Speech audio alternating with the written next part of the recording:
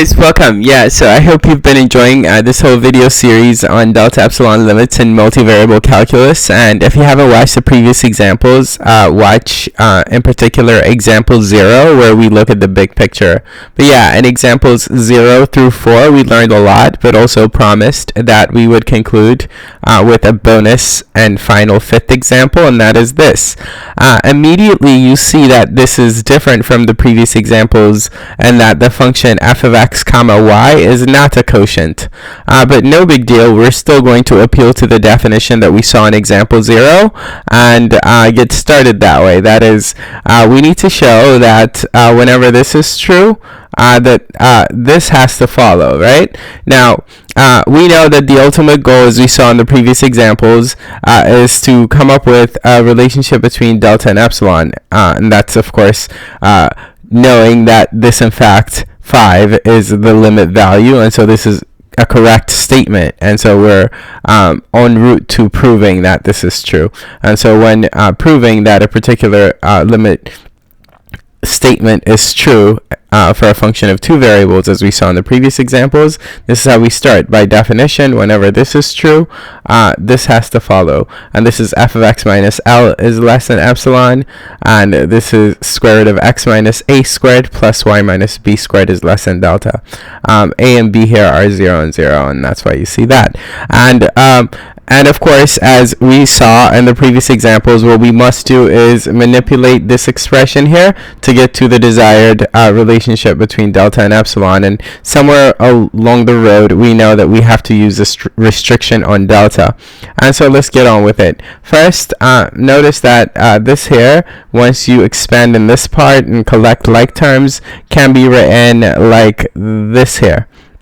Yeah, what I'm saying is this absolute value expression here is the same as this absolute value expression there, and it's easy enough algebra, so I won't say more. And then here we have the sum of 2 things. Yes, there's a plus sign, really, there's a plus sign right there, but really this plus sign is the main one, and so we have a plus b, an absolute value. And we know by the triangle inequality theorem, and by the way, I have a video on the proof of the triangle inequality theorem, so check that out. But yeah, we know by the triangle inequality theorem that the absolute value of a plus b is less or equal to the absolute value of a plus the absolute value of b. Yes, this 2 is outside of the absolute value, and that's easy enough to gather why. But yeah, this is a correct application of the absolute value. Sorry, the triangle inequality theorem. I was going to say the absolute value rule.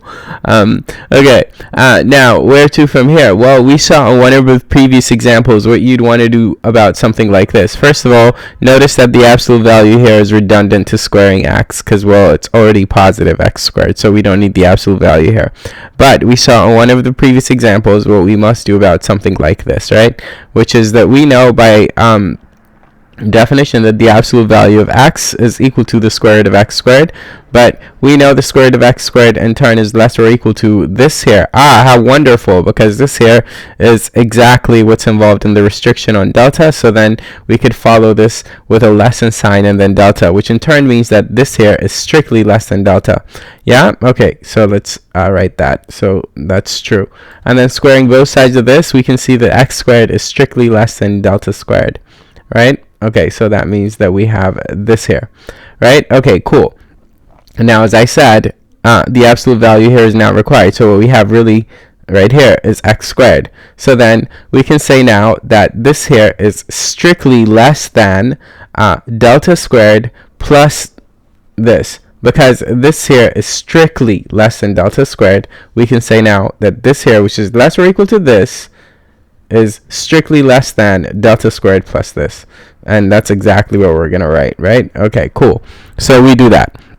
Now, remember, the relationship we come up with between epsilon and delta needs to be free of x and y. It cannot have x and y in it. So we need to do something about this, but we're definitely moving in the right direction, because we have that this here is less than this here. And remember, this here is the same as this here, which we had is less than epsilon. So what we're going to say is this epsilon is equal to this here as soon as we do something about this absolute value x plus y and have it involve delta and some constants maybe. Yeah, okay, so this is what we do. we observe that the absolute value of x plus y is less or equal to 2 times the square root of x squared plus y squared.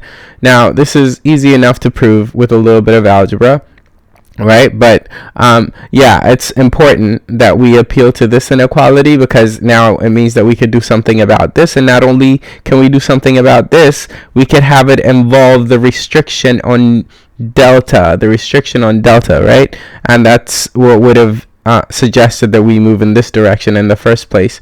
Now we have that this here is strictly less than this here, and we have that this here is lesser or equal to 4 times square root of x squared plus y squared. I said 4 because, well, notice that there's no 2 in front of this, but there's a 2 right here, right? So then if this is true, then this here is less or equal to 4 times the square root of x squared plus y squared. But then we know x squared plus y squared under the square root is strictly less than delta. So that means that this here is strictly less than 4 delta. So then this here is strictly less than delta squared plus 4 delta.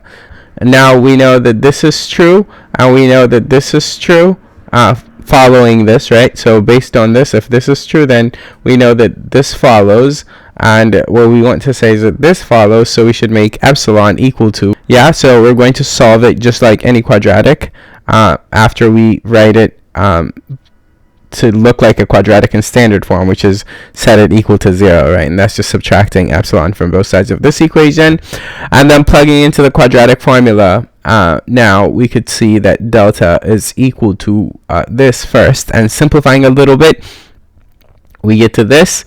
Yeah, alright, cool. Otherwise, I hope you've enjoyed this video and this whole video series. Lots more to come in multivariable calculus, and keep watching. Take care.